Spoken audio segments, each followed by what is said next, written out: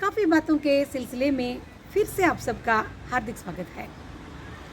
Mrs Fernandes को 5वीं कक्षा के कक्षाध्यापिका यानी क्लास टीचर के रूप में नियुक्ति किया जाता है और कक्षा में प्रवेश करते ही मिसेस फर्नांडिस विद्यार्थियों से कहती है कि वह सब विद्यार्थियों को समान रूप से प्यार करती है। मगर मिसेस फर्नांडिस को एक विद्यार्थी के बारे में अधिक चिंता बनी रहती थी। वह है थॉमस, जिसे सब विद्यार्थी प्यार से टेडी कहकर पुकारते थे। थॉमस कक्षा में रोज देर से आता था।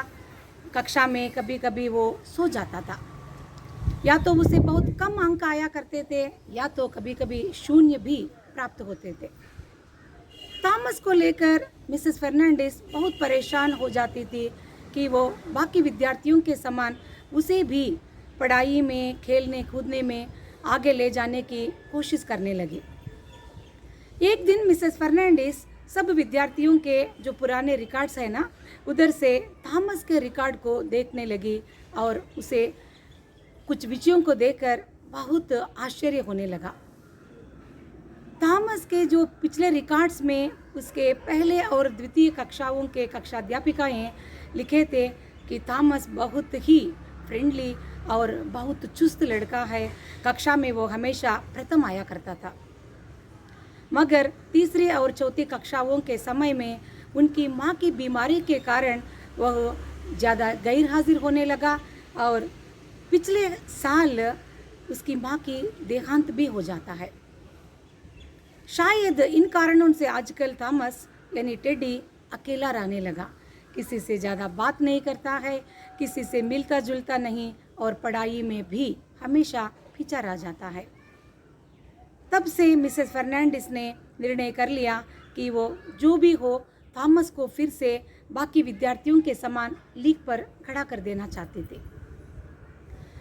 जब जब हो सके वो थॉमस को अपने साथ बिठाती थी, उससे प्यार से बातें करने लगी और उसको समझाने लगी कि वह बाकी विद्यार्थियों के समान वो भी पढ़ाई में आगे आ सकता है और खेल कूद में भी वह अपनी प्रतिभा का प्रदर्शन कर सकता है। और उनके लगातार कोशिशों के कारण आजकल थॉमस पढ़ाई में आगे आने लगा और एक समय ऐसा भी हो गया कि कक्षा में वो सबसे प्रथम आने लगा और मिसेस फर्नांडिस के सबसे प्रिय विद्यार्थी के रूप में कक्षा में वो बहुत फेमस भी हो गया। इस कहानी में भी यही हुआ है। मिसेस फर्नांडिस थॉमस के लिए कुछ समय व्यतीत कर रही थी और उस समय का मूल्य भी अच्छी तरह से थॉमस को उपयोग में आया, क्योंकि वह अपनी माता से जितना प्यार चाहता था वो प्यार भी मिसेस फर्नांडिस से मिल रहा था और उसको जो चाहिए वो सकारात्मक प्रेरणा भी मिल रही थी। दोनों के कारण आज थॉमस डॉक्टर थॉमस बनकर खड़ा हो गया है। हम सब तो इन्वेस्टमेंट करना जानते हैं और इन्वेस्टमेंट के द्वारा मिलने वाले मुनाफों के बारे में भी ज़्यादा कैलकुलेशन करते रहते हैं, मगर हमारे पैसों से ज़्यादा मूल्यवान वस्तु है हमारा समय। अगर हमारे समय में हम कुछ समय दूसरों की भलाई के लिए अगर हम इन्वेस्टमेंट कर सकते हैं तो उससे ज़्यादा अच्छी बात इस धरती पर एक है ही नहीं।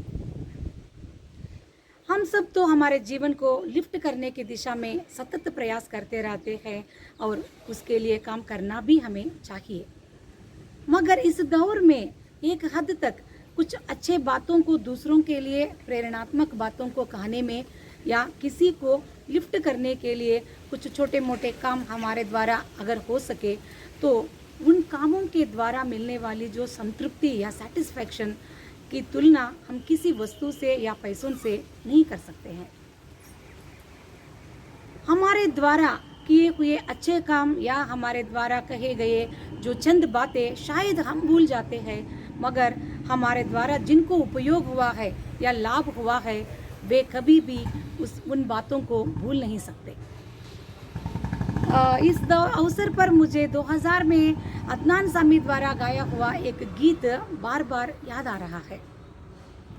उस गीत के कुछ पंक्तियाँ इस प्रकार है कि ऐसे वैसों को दिया है, कैसे कैसों को दिया है, मुझको भी तो लिफ्ट करा दो, थोड़ी सी तो लिफ्ट करा दो, ऐसा गाता है ना।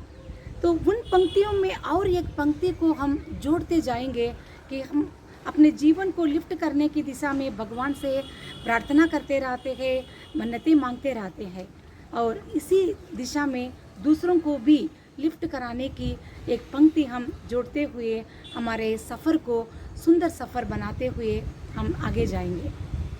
सबके साथ सबकी भलाई के बारे में हमारे जो सरकार की जो घोषणा है वो इसमें भी हम शायद लागू कर देख सकते हैं। तो अपने साथ दूसरों को भी साथ में आगे ले जाने में जो मज़ा है, जो संतोष है, उसको हम खुद अनुभव करते हुए हमारे सफ़र को सुहाना सफ़र बनाएंगे, है ना। तो आप भी आपके अनमोल विचार हमसे ज़रूर बांटिएगा। किसी के लिए जजमेंटल बनने से ज़्यादा किसी के लिए कुछ हद तक जब हम उपयोगी बन जाते हैं, उससे ज़्यादा और कोई हमारे जीवन के लिए सार्थक बनाने वाली बात है ही नहीं, है ना। धन्यवाद।